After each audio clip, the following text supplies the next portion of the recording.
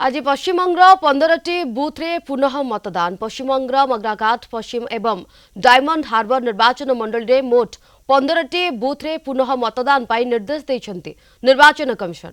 एथिरे मग्राघाटर 11टी और diamond harbour 4टी booth रही। 15टी बूथ्रे सकाळ 7टारू संध्या 6टा पर्यंत भोट ग्रहण करा। एप्रिल 29 द्वितीय पर्याय मतदान बेले यह बूथ गुड़िकरे ईवीएम टैंपरिंग, बूथ जामिंग एवं अन्यान्य अनियमितता होइथिबा अभियोग होइथिला। रिटर्निंग ऑफिसर एवं पर्यवेक्षक रिपोर्ट आधार में निर्वाचन कमिशन यह बूथ गुड़िकर मतदान को अशुद्ध घोषणा करने पर पुनः मतदान पर निर्देश देते। 4 तारिख में पश्चिमबंग में भोट गणति हेब। अधिक आलोचना करने संपर्क में आम सहित लाइव जोड़ी होती कोलकाता ब्यूरो हेड प्रमोद महांती। प्रमोद, आज पश्चिमबंग 15टी बूथ्रे पुनः मतदान केमती कौन देखुं मतदान को?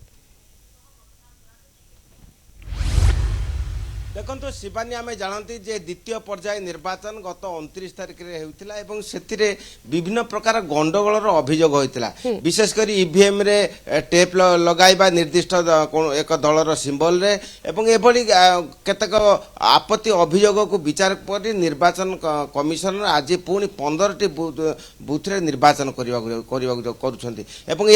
देखा पाए निर्वाचन आरंभ हो जाए जपरी शांति श्रृंखला भाव करा जाए से समस्त प्रकार व्यवस्था ग्रहण करा जायछि।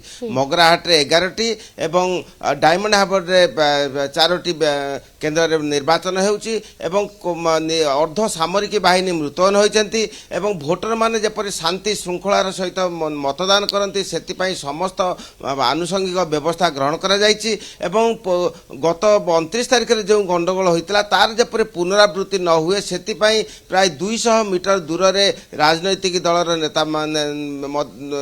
नेता माने रहिचंती एवं समस्त विषय समस्त निरापत्ता विषय को टिकिनिक भाव गुरुत्व दि जाइए जेंति से कौन प्रकार व्यतिक्रमी परिस्थिति सृष्टि न हुए एवं भोटर मानकर मध्य उत्साह सृष्टि होइछि। या मध्य से धाड़ी बांधिचंती एवं से किपरि मतदान करेंगे से मध्य एक स्वतंत्र उत्साह सृष्टि होइछि एवं जो गंडगोल सृष्टि होइतिला से गंडगोल नहीं वर्तमान निर्वाचन कमिशन पाखु अनुधान मध्य करा जाइछि एवं जो 15टी बूथ रे जो रिपोर्ट आसीथिला से रिपोर्ट भित्तिरे आज निर्वाचन करा जाउछि किंतु काहेकि एई घटना घटला किए ईवीएम रे सेल्यूटेप लगाई निर्दिष्ट एक राजनैतिक दलर सिंबल को उड़ाल करथिला से विषय मध्य वर्तमान विचार रही। तेबे आज प्रसंग होउछि जे जेपरि एही 15टी बूथ रे जेपरि सठिक भाव निर्वाचन हुए एवं भोटर माने जेपरि सहज सरल भाव श्रृंखलित भाव भोट दियंती सेति पई व्यवस्था ग्रहण करा जायछि